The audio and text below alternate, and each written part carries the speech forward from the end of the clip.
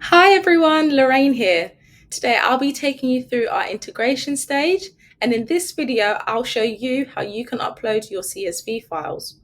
So when you're in the integration homepage, what you want to do is select Upload CSV, and then what you now need to do is select the file that you would like to upload.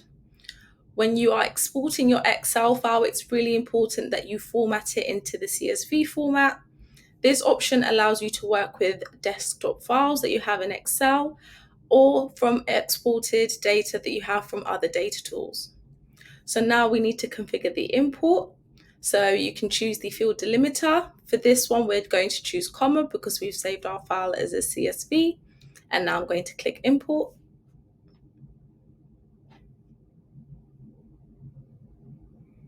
So now our file has successfully uploaded.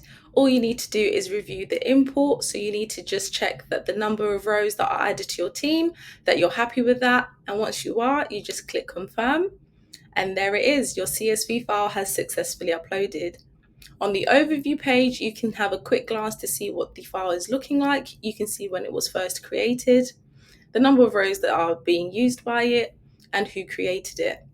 You also have the reference table, so you can see exactly where this integration is being used, either in workflows or dashboards. Our data tab allows you to have a quick glance again at the data itself. So you have the structure tab, and this shows you the type of data that are in each column. Then you have our preview, which shows you a table version of the data you've just imported. Under settings, you have the chance to change the name of your file and also to delete it if need be.